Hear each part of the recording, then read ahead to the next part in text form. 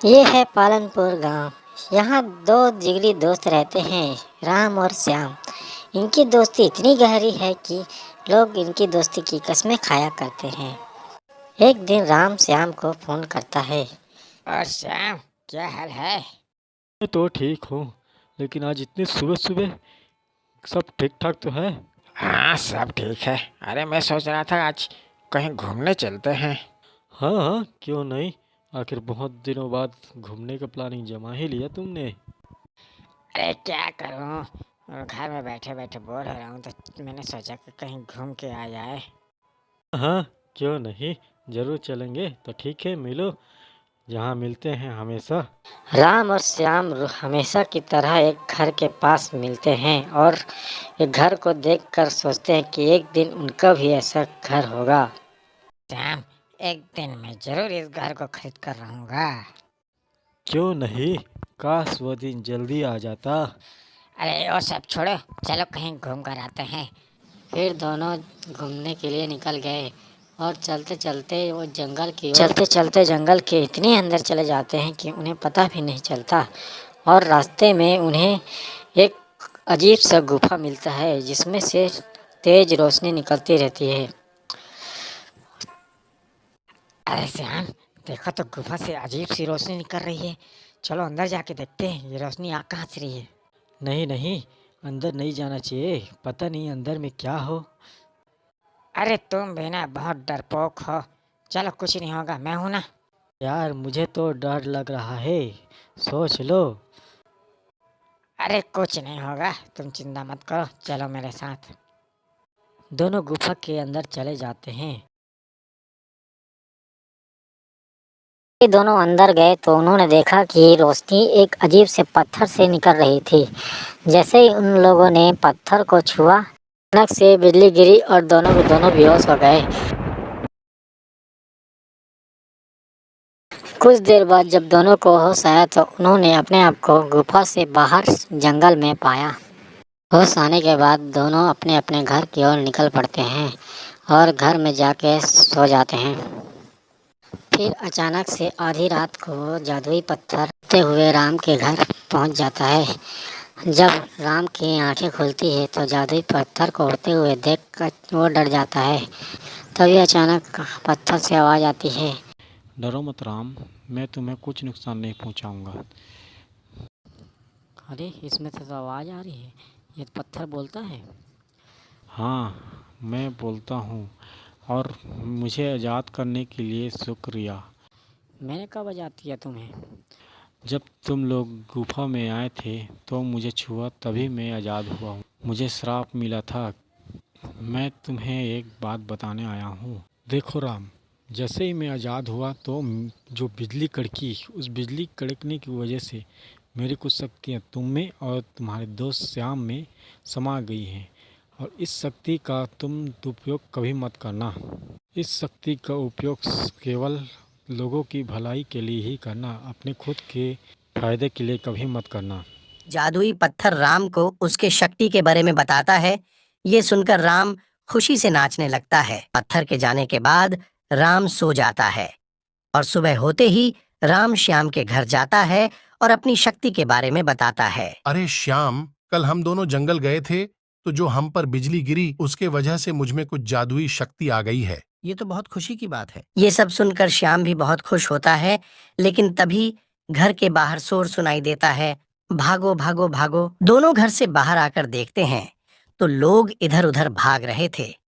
तभी श्याम ने एक आदमी को रोककर पूछा, क्या हुआ भाई, तुम लोग भाग क्यों रहे हो? अरे गांव में चुड़ैल है, अगर हम नहीं भागे तो वो हमें खा जाएगी। ये सुनकर श्याम डर गया। अरे बाप रे चुड़ैल, अब हम कहाँ जाएं? चलो चल के देखते हैं। नहीं, मुझे डर लग रहा है।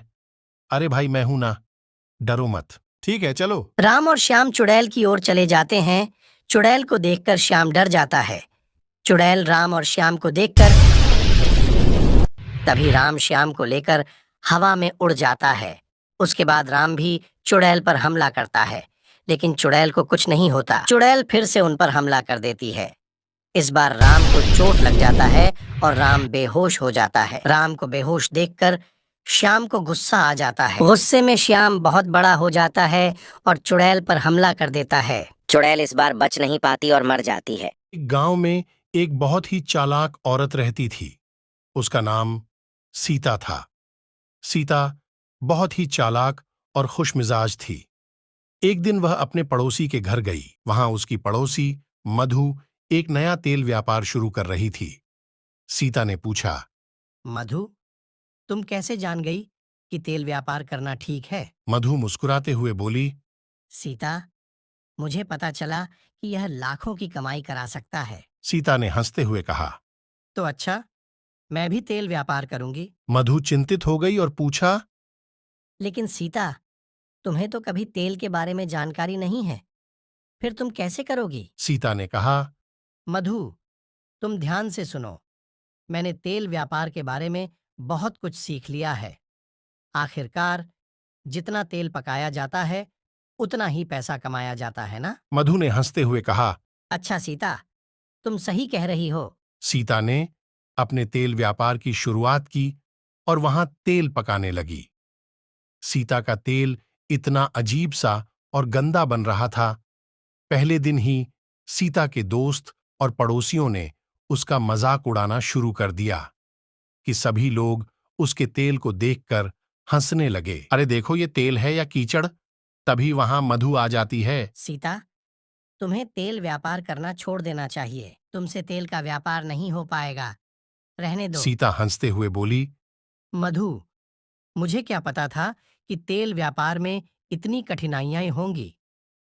अब मैं तो सोच रही हूँ तेल पकाने के बजाय चिप्स बनाऊंगी। मधु सीता के इस विचार को सुनकर हंसकर बोली, हाँ सीता, यह आइडिया ठीक है। तू चिप्स ही बना। और मधु मन ही मन में बोली, बड़ी आई चिप्स बनाने वाली, तेल तो बना नहीं पाई, अब चिप्स बनाएगी। इसके बाद सीता चिप्स बना के बेचने लगी और लोग सीता के चिप्स की तारीफ करने लगे और धीरे धीरे सीता के चिप्स की मांग बढ़ने लगी और इस तरह सीता का व्यापार। यह एक समय की बात है जब एक गांव में एक बड़ा सा पेड़ था। यह पेड़ न केवल ऊंचा और विशाल था, बल्कि उसके पत्ते भी सुनहरे और चमकदार थे। इस पेड़ की कहानी गांव के लोगों के बीच एक पुरानी कहानी बन चुकी थी।